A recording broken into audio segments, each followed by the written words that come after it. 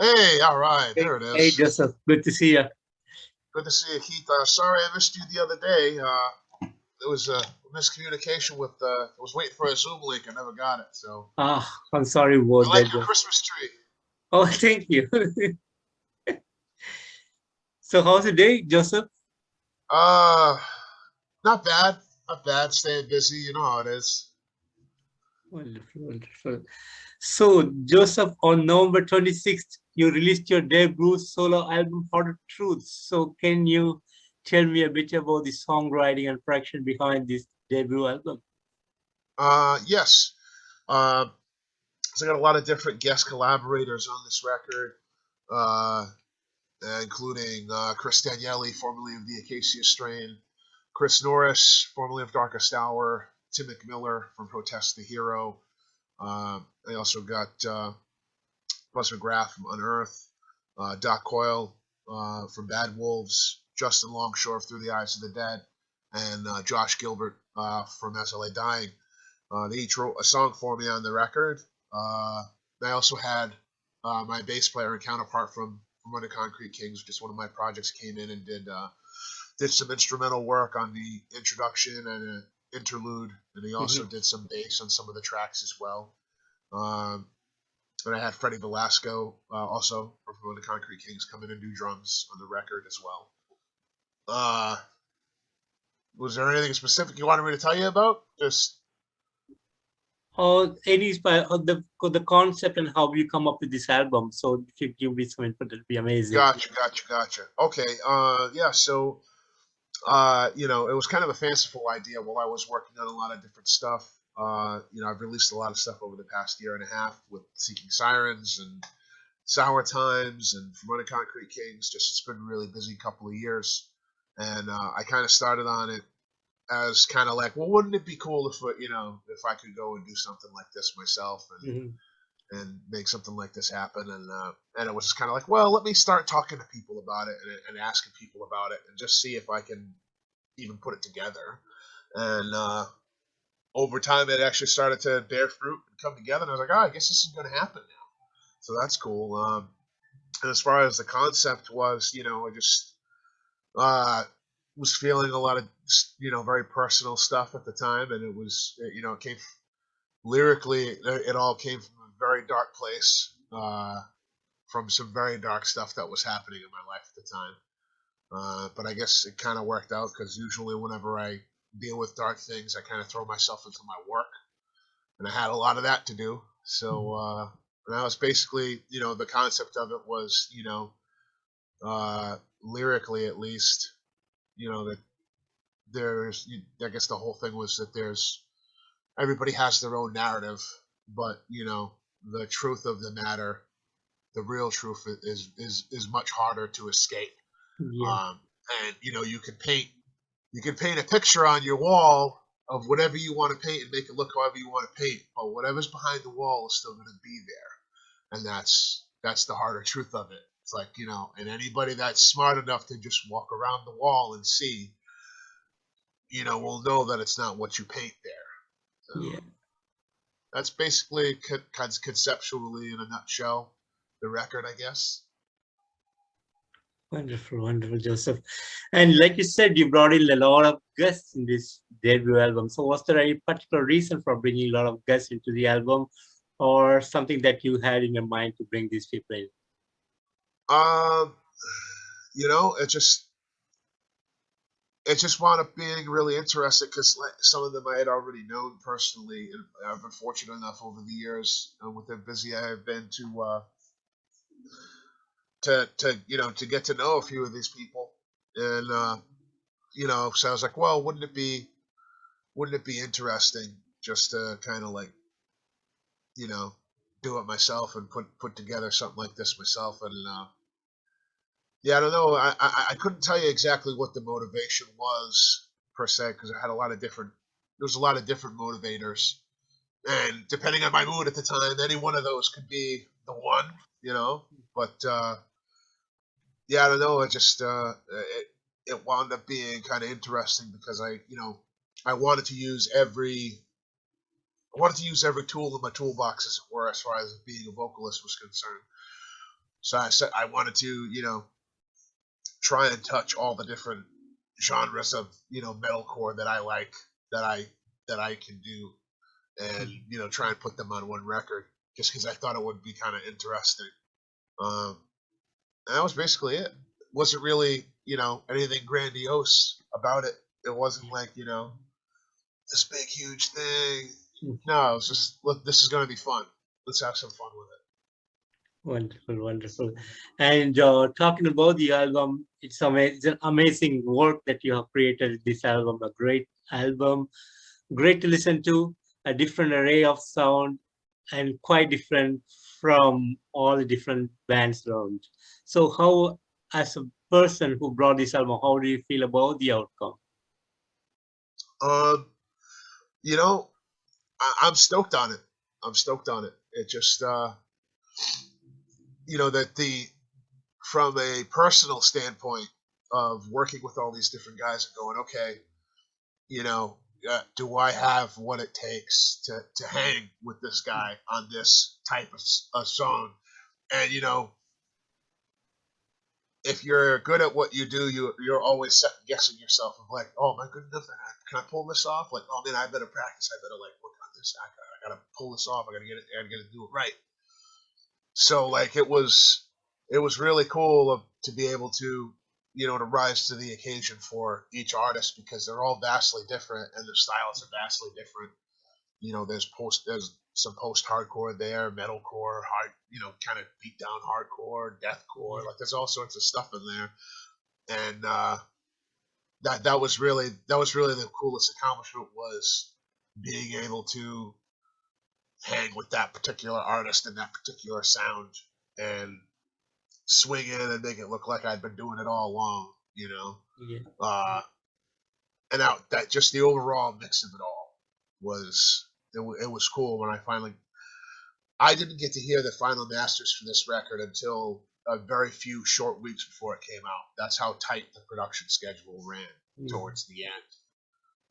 And that first time, which was like around Halloween, when I got to just listen to the thing from front to end, they're like, wow, I made this. This is amazing. That feeling is the only feeling that I'm still worried about. Like I've been on cloud nine with that ever since.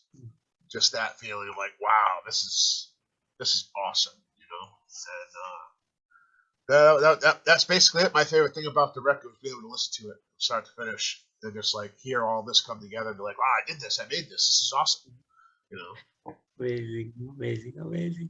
And you also have three different bands that you already work with, and now you have a solo band. So how did it all work out for you, and how do you manage to do with all these bands? That's a really good question, Keith. Man, damn. You know, so those are the three bands that I'm actually releasing stuff with right now. There's actually more. Um, there's more that I'm recording for and working on, but I guess to answer your question about how it all works is, everybody in these different projects that I'm in, they all have their own lives. Like for instance, Sour Times, my counterpart to that is my friend Ben Regal, and basically he had been doing it as an instrumental band for many years, and he had me come in as a vocalist, a couple years ago. But I mean, he's a tattoo artist of some renown. Like he's well known in the Northeast. He's a very accomplished tattoo artist, very accomplished musician. He's got a lot of bands himself. But so there's that facet. And then Seeking Sirens, my counterpart to that band is Kevin Wilson. He's a recording engineer. He's also a dirt bike racer. So like he's really busy, wears a lot of hats. Then from Under Concrete Kings is kind of the same thing. Josh is a nurse. And he's really busy with that stuff with the pandemic and everything else. He's getting really into like COVID testing and all that stuff. So everybody that I'm working with in all these bands all have very big and important and busy lives outside of their music. So, and I do too. I also, I work in the Department of Mental Health. I work with the mentally ill. So basically what happens is something will hit a lull where someone's too busy to do something on something or whatever, and instead of me sitting around or just like getting mad about that, I just move to the next thing and go work on that for a while, and then I move to the next thing and go work on that for a while, and I just keep going round and around in a circle. So I've been very fortunate in that those little times where I'm running around in the circle, I'm doing enough work that I'm either staying ahead of my counterparts or just matching up with them for the most part. Doesn't always work that way, but usually it does. So that's kind of how I do it. It just, I stay busy. I never stop. I just stay busy. So I don't know. It's been working. It's been working. Wonderful, We'll see. wonderful, wonderful. And do you have any plans to go on tour for your solo band? Oh my God, are you kidding me? There's no way. There's no way. Maybe,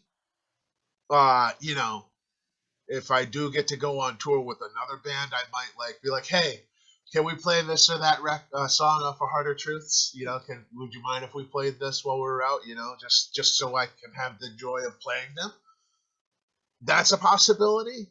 But as far as going out on tour as a solo vocalist and getting all these artists to come and play, no, there's no way. I ain't got that kind of money. That's a lot of money I ain't got, so it's a nice idea. I can see it in my mind, and it looks great. It sounds great, but no, that's all right. Great. And would you be focusing more on your solo band in the future, or is it going to be a short-term project for you?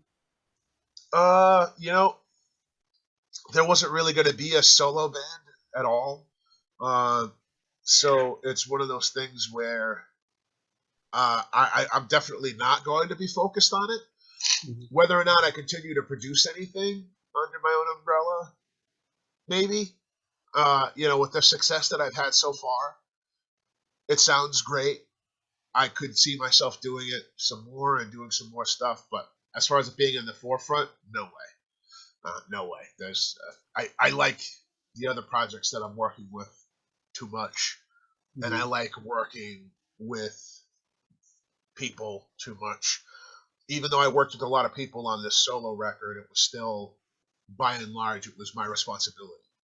And I like to share the load, so I will do that again, probably down the road, and, have some fun with that. But I very much like the idea of being in a band and having that partnership and having that camaraderie and that brotherhood that comes to the territory of being in a band with your friends, and that's way too important to me to ever want to give that up just so I can do, some solo stuff. As fun as it is, it's a lot of fun, and this record came out awesome, and it's doing really well, and blah, blah, blah. That's great. But that's not worth it to me to sacrifice the, like I said, the friendship and the camaraderie and the group effort of working with your friends on a project. That's why I've been doing this all this time, is to have that with, we get together with some friends. It's look, this is what we made. We made this. This is awesome. Let's go play some shows, and then getting together on a stage and playing your heart out and having drinks and having a grand time. And then, everybody's hugging and we're, oh man, I love you, dude. This is great, blah, blah, blah. And then we get a little too drunk. We start fighting, and then it's oh, I'm sorry, man. It's fine. No, it's all good. I love you, brother, blah, blah, blah. I love that stuff. And I love it way too much to ever be yeah, I don't want to do that. I'm going to go and just, no, that's all work. That's all work. I want to have fun with the friends, Amazing. Amazing. And would you like to share some of the great moments that you had over the years? Oh, damn. What do you mean by great? Something that's so memorable in your life. Okay. All right, let me see.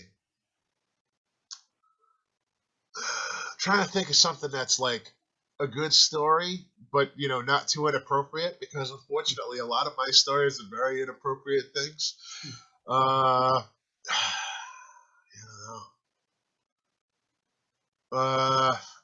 All right, so it's gonna be just a little inappropriate, but we'll see how it goes. Anyway, so we were doing. I was with From Concrete Kings, and we were doing the video shoot for Grim Satisfaction, which was at this amazing strip club that I've known for years called the King's Inn. It's in Dartmouth, Mass. The place is as old as sin, because it was grandfathered in years and years and years ago. The place has been open for decades. And I got a couple of sex workers to come in, some friends of a camera guy that I was working with that came in. And, they're just like, oh, we brought a couple different outfits. And, they're like, what do you want us to wear? And I'm like, oh, I don't know. I'd have to see it. Like, I didn't even think about it. Like, oh, shit. Oh, my God. I just asked them to take them off and put them on to show me. Oh, geez, I've done it. But anyway, so I'm in the locker room of this strip club, a place I've never been in my entire life. Like, this is where, like, all the girls they take their clothes on, they put them off, and they do each other's makeup, and God knows only whatever happens in there. And I'm standing there, and it's in this surreal moment where I realize, like, man, I'm backstage at a strip club, and I'm not getting thrown out. And these two beautiful women here are like, they're already like half naked. They're like, do you want us to wear this? Or do you want us to wear this? And I'm just like, man, I'm on top of the world right now. I got these beautiful women just telling me, like asking me what I want them to wear. I'm standing in the secret, unattainable room of a strip club here, and like I'm making this video, and like this record's coming out. And it's awesome, and I'm with my friends, and I made a bunch of boneless wings for that shoot, like 30 pounds of chicken, and we had beer and chicken wings and all this stuff. And I'm just like, man, this is amazing. And I brought my uncle to come in, and like one of the scenes in the shot was like, him like whispering something into the ear and then getting pissed and slapping him in the face. So naturally, I had him do that shot like 30 times. No, it didn't look real enough. Slap him again. So that's probably the greatest day, was just the sheer coolness of all that, and the food and the shenanigans and the brotherhood and just the best part. No, that wasn't good enough. Slap him again. My poor uncle must have got slapped like 40 times. He was getting ready to leave. I'm out of here. I ain't doing this. Slap him again. But yeah, so that's probably the best one I got. I hope it was good. Amazing, Joe. Amazing. And what would be some of the next plans that you have with the bands? Oh, so we got the rest of the EP for Seeking Sirens should be coming out in the coming months. Let's see. Working on New Sour Times. That should be coming out sometime next year. If I can get caught up, might actually be coming out in the spring. From Under Concrete Kings is on pre-production for our third record. And then the reason it's taken so long is because Josh from Under Concrete Kings and myself got together with Doug Waite, who used to be in To Die This Night with us back in the day. And we're doing a kickboxer-themed record called Bleed Like My Lee. And that record is just about done, so that's coming out soon too. So spring and summer is going to be at least 2 or 3 releases. Wonderful. Should be good stuff. Wonderful. And any plans on the holidays? Oh, well, I'm actually on isolation right now. I have coronavirus. Oh my God! So I've got another week of that. I got another week of isolation, and then I don't know. I got to try and get my shopping done. I'm probably going to work because I'm getting paid for the time off, but I'm not making any overtime, so I should probably get my ass to work. I still got to get Christmas gifts and do all that stuff, so it's going to be busy. It's going to be crazy. But yeah, I'm gonna celebrate. That's my plan. I'm gonna celebrate to the best of my ability. Wonderful, Joseph. And finally, what would be the message that you want to give to the fans around the world? Thank you so much for just listening. It's always pleasing to to have people around the world that hear something that I've done and be like, I really love this. This is amazing. Blah blah blah. Like that's hugely gratifying. but the initial reason that I go out and do it is because I want to make stuff that I want to hear. Like I want to make stuff that means something to me, and that I can do that, and that it means something profound to other people is the greatest reward. It's the most wonderful feeling to have somebody be like, "Oh man, that song, like it changed my life." And like I love it, the lyrics and what you said there, and I'm like, I understood it. That's an amazing thing. So thank you to anybody that's taken the time to listen to my, crazy attitude stuff. I appreciate it. And that was basically it. And thank you, Keith, for having me on your show, man. I'm sorry we had a little back and forth with the scheduling, but I'm glad we finally got it done. It was nice to meet you, and I love your Christmas tree. Damn it, it's awesome. Thank you so much, Joseph. And Joseph, thank you so much for giving me your time to do this interview. Oh yeah, no, thank you for having me, and thank you for your time. I appreciate it. And thanks for the amazing music that you've been giving over the years. It's a real pleasure listening to you and to the amazing music. And thanks again. Looking forward to meet you soon on the road. Thank you. Thank you.